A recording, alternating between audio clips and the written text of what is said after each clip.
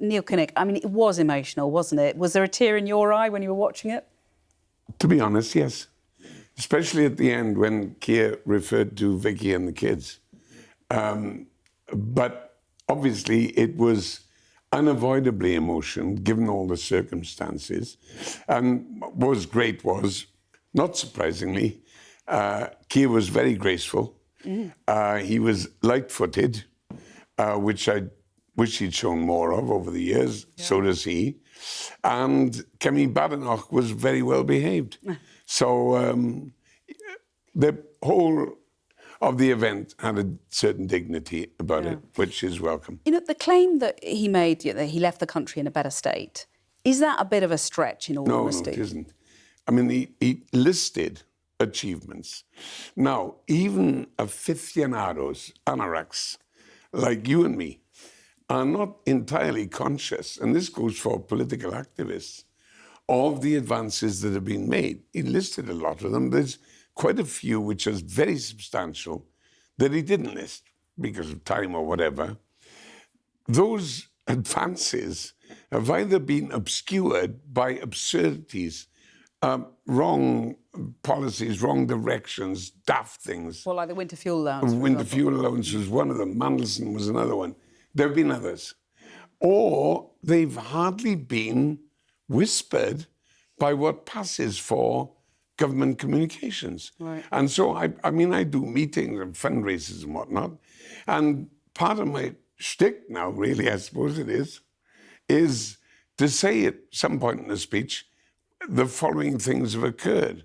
And you can see people think, yeah, I've heard of that. Got that. And I say, you've heard about it, maybe, but you don't know about it because of those two factors, which is a shame. But that's about leadership and it's about communication. So it is. You know, does he really only have himself to blame for where this has all ended, or is that exaggerated? It's about followership as well, because there's no time in history in which the Prime Minister could do the whole lot.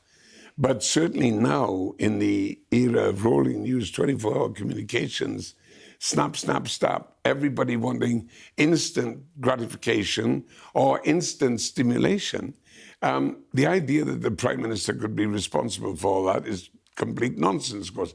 But it's then up to the organisation, to the movement, to get enough people with enough authority in their presence, their voice, and their commitment to get the story over. So was he let down by the machine in a way as well? He hasn't been well served. I'll put it like that. Because there are people of talent there, there's no question about that. But they're not of politics. They don't begin from the idea that you can only express political ideas, ideals, policies, purposes if you are metaphorically wearing other people's shoes or riding on their bus. And they didn't have people who could do those things. So the first thing Andy Burnham needs to do is establish a team around him in Downing Street, but also at Party HQ that serves him better. I think he's got it anyway. But in addition, of course, the big distinction between Andy and Keir is that Andy is now a fully fledged politician. Now, you say, I mean, let's not forget, you didn't back him in 2010, did you? Oh, I did. In fact, I supported not in him. 2010, did you? 2010. You backed Ed Miliband, didn't you? And, you basically picked a man who went on to lose the next election. So what does that say about the guy who's coming in, that he couldn't do that? I'm not in a position to comment. I'm twice as bad as that. I lost 2 general elections, so it's no good giving me lectures about that. So when Andy ran and was the rational candidate as far as I was concerned, I was very strongly committed to him. In fact, I joined his team. But I didn't think it was a profitable use of my time after the second or third meeting I went to. And even though I liked the guy always from the beginning of the century, very capable young man with the right ideas and commitments, a good backstory, all that stuff, and real principles. I liked all that, but he has advanced so much in the last 10 years that he is fortunately very recognizable but he's got a hell of a lot more kit than he had those years ago when he ran in 2015. I hope you're not talking about running kit, by the way. Oh, no, well, but it's the maturity. He's even changed that. He's gone for a different pair of shorts. Well, let's talk about what lies ahead under Andy Burnham, because in a way we know so little, don't we? And there've been howls of protest at the idea of a wealth tax, a property tax, the idea of well, what do you expect? They're in business to howl, aren't they? Who's they? The people who've got the wealth and the property. Right. So he should face that down, shouldn't he? Well, there are ways to deal with that. One of the ways, for instance, is to specify what he wants the resources for. For instance, if he said to Baroness Casey, I want you to bring forward your review, a comprehensive review of social care, and we want to kick it off in 2028 at the latest, and therefore I need, 8 billion or whatever it is. I think it is about that. So the consequence is I'm going to equalise capital gains tax with the rates of income tax. So instead of paying just over 20%, they pay 20%, 40%, 45%. That's 12 billion a year. Okay, Thank you. But that you picked a less controversial one. And the only people being affected are those who are earning their living from capital gains, which they claim to be dividend profit, the benefits of ownership, and actually they're just incomes that should carry income tax. OK, you picked a less controversial one. I was talking about a wealth tax, the land value tax that's been floated. I mean, should he be bold on that too? Good idea. Lloyd George thought it was a good idea, and he was hardly a Leninist revolutionary communist, was he? So, I mean... So be bold is your message to Andy Burnham, even if you get the howls from London and the South East? Bold is a bit sort of brassy. Audacious you calling me brassy? Well, no, you did. Oh, God, no. But audacious, yes. You wrote a smashing book once called Awkward Bloody Women. Bloody Brilliant Women. Bloody Brilliant Women. So you're joining them there. Anyway, the thing is that there are an assortment of policies that would demonstrate direction and purpose, not in any dictatorial way, but in ways that identify in a country yearning for a sense of direction and purpose, they would say, OK, either we're on side, which a lot of people will be, and others will say, damn it, he really is making change, and it's in the right direction. We will give him the benefit of the doubt. I've got a few other things I want to put to you. Yes. But at this point, I want to bring in our sofa duo, Harriet Harman and Gillian Keegan, who both, I believe, have houses in the South East who would be hit by a property tax. Well, I just wonder whether what you guys, Harriet first, what you make of the idea that there are people in London and South East who are going, how the heck do I pay $15,000 a year or whatever it is? What's your response? I think this is one of the many very, very difficult decisions Andy Burnham will face, because the manifesto that Labour was elected on in 2024 said that we were going to be fiscally responsible, we weren't going to borrow money to pay for day-to-day spending, but it also said we wouldn't put up the basic or higher rates of income tax, we wouldn't put up VAT, we wouldn't put up national insurance contributions, so we wouldn't put up corporation tax. So that's why, if he's looking to the investment we need in public services and in infrastructure, he's got to address himself to the issue of where do you find the money from. So I think that what he's saying is, I'm not ruling anything out at this point, but it's fair enough for people to ask, well, where are you going to find the money? But I think would these you decisions... be happy to pay a new property tax, 15 grand a year, a percentage levy? Would you be happy with that? Who said it's 15 grand a year? Well, there's been some calculations done of a group that he supported in the past. Well, it's quite a sizable sum. I would agree with what Neil said, is if he comes forward and says, this is my social care plan that is going to deal with a massive problem at the moment, and this is the way we're going to need to fund it, well, obviously, I'm going to be supporting the government anyway. Right. And I'm sure he'll come at it with the right principles and values. But Gillian's he's going to have to deal with it really quickly, because these decisions are not going to sit around for him to be able to think about for months. He's going to have to make decisions very, very quickly. So it's a very big challenge he faces. You'd be happy to pay up, would you, Neil, on your house? Well, the point is, I guess I could manage 15 grand. There are a lot of people who couldn't. So there's got to be a relationship between obligation to pay and capacity to pay. So that's very Julian clear. keeps shaking her head. What do you make of it? There's just simply reason not to have that. There's just simply no mandate. He has no mandate to do this. And the taxpayers work really hard for their money. A lot of it gets wasted. That's what I saw in government. Hey, wait a minute, and a Julian. lot of it... Was there a mandate? We're not allowed to interrupt. Was there? Sorry, love, I didn't... It's the polite programme. It's a polite programme. We get on like they were in PMQs. Henceforth, I will obey the rule. OK. Was there a mandate for cutting national insurance contributions and leaving a bloody great big hole for the incoming government?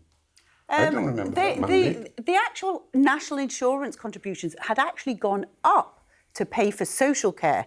Actually, this policy you're talking about, which I agree, anybody who's ever known anybody with dementia, go through that, and that for the first time they learn that their house, unlike if they had cancer, is suddenly at risk. Right. I agree, and I was the social care minister taking that policy through. Right. I didn't vote for Liz Truss. Luckily, she only lasted 49 days. She got rid of it. But actually, what she did was she reduced the taxes that we said in our manifesto we were going to put up, because it was there to fund social care. There's a bit of fancy footwork going on there, but that was actually, I think if you said to people we're going to reduce your taxes, they'd be okay. If you say we're going to increase your taxes without a mandate, this guy is literally just walking into number 10 without a single question being answered to Neil, a journalist, to anybody. He's answered a few questions. He did Reddit. That does not count. No, we don't do Prime Minister by Reddit. He also did a rival broadcaster who actually used to be my boss on LBC, but we won't speak about that. We hope to have him on the sofa soon. But Neil, is this a problem that he hasn't been scrutinised extensively, that he hasn't had a long build-up, he hasn't trialled his messages around the country? He's talking about the Smiths on that one. Is it making his job harder? It may make the job harder for him. Yeah, that's right. I don't think it's more difficult for the country generally, because, first of all, who really, really, really is tested in circumstances in which there hasn't been a general election. Oh, I don't know about which is that. not going to be. Theresa May's dementia. Well, not in a general election. Not in a general election. Leadership races. They do at least have to go to lots of hustings. They get journalists at each hustings, and they have to go through and ask questions, and they go to the members eventually as well. None of that happened here. Not one of it. And I don't know what you think about that interview, the LBC, but it was literally more about the Smiths and pop culture. And do we know his tax policy? Today. It was more, the World Cup, and did we know about his tax policy? We didn't know about who he's going to choose for Chancellor. Literally none of the big questions are known after that interview. So that was a little bit more of a, puff interview, I thought. Sure, it wasn't, but it wasn't Andy's fault, was it? No, but he could have put himself to scrutiny. He can say yes to coming on the sofa, which I'm sure he will, by the way. Yeah, I'm sure he will. But it's just a very odd situation, because I think he doesn't want to be preempting the fact that he's got to go to the palace and the king has got to ask him to form a government, and therefore he doesn't want to be announcing who's going to be in his cabinet when he's not yet Prime Minister. So we're in a very unprecedented, weird situation. Right. Really, we are where we are now, or at least we will be on the 20th, on Monday. And at that point, he will have to start doing things. Well, and that also... introducing himself to the country, because we all know about him. Yeah. But a lot of people in the country... obviously, people in the northwest know him from being mayor of Greater Manchester, but a lot of people in the country don't really know who he is. Yeah. And he's going to be their leader, so he's got to let them get to know him in order to be able to command their confidence to take him on what is a very difficult journey that this country's on. And he's also a very bad start for the rest of the country. Can you imagine all the people who don't know him are going to be footing the bill for his principles and values? We have no clue what they are. Holding his feet to the fire. I'm just wondering, and maybe John would say the same thing, but how well known was John Major when he succeeded Margaret Thatcher? Oh, that's way before my time, but at least I remember that. He was in cabinet, and he was actually in Parliament. He'd been Foreign Secretary, Chancellor Exchequer, Chief Financial Secretary. Bigger than Mayor of Manchester. Well, yes, absolutely. Who knew about it? Who warned you about John Major? I'm not challenging you or John or anything like that. And then he won an election and got a mandate. Of course he did. I think for most people, I know you would. For most people, the issue of how he came to be Prime Minister is going to fade away very quickly. Yes. Straight away, come Monday. Depends if he does well. If he does badly, they'll be like, we just let him through without any scrutiny. And Neil, so what I was going to say is that... No, he isn't. No, he got 3 years.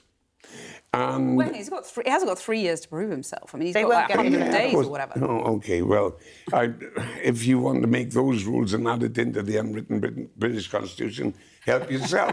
But you know, Kathy, come on, you know that's meaningless. What he can do is to demonstrate the sense of commitment and of strategy and of positives that can make a difference to the way in which the country is run, as well as materially in changing the conditions in which people live their lives. Now, I mean, if people have got a higher commitment than that in democratic politics, I've yet to find it. You know, you saw off the Trotskyists. Keir Starmer saw off the anti-Semites. Yeah. Has a lot of the heavy lifting been done for Andy Burnham, or has he got a huge challenge ahead of him?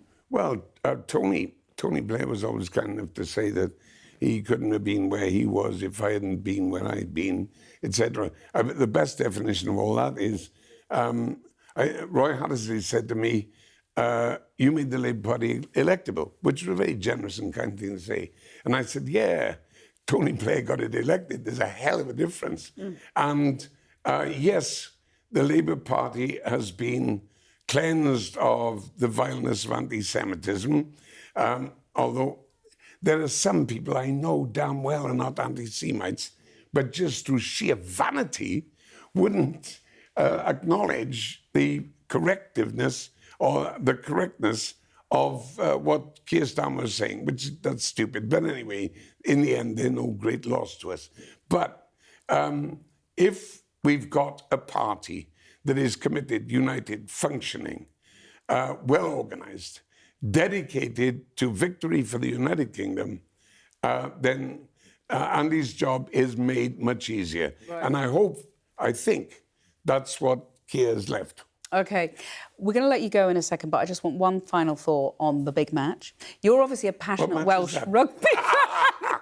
Well, are you watching, are you cheering England on? I know it's football, not rugby. Kids, but... For the kids, for the little boys and girls, I really do hope that they make advances. I think they'll win tonight. I think they're going to come up against a really stern challenge with Spain. But you never know. It's a funny old game. No, it's not Spain anymore. Oh, sorry, I mean, you mean further down the track? Well, yeah, in the final. Win tonight. You're assuming. You're taking a lot for granted. Well, there. no, I'm not. I think they will win. Okay. I mean, if you can find a fella or many, many women in our country who have not an opinion on what's going to happen tonight, you'll be very lucky or Neil, unlucky. Lord Kinnock, thank you very much for getting on the sofa, and I'm hoping that you've kept the spot warm for Andy Burnham in a few days, weeks. Let's watch this space. That's the first thing I'll tell him. Please do. Thank you very much.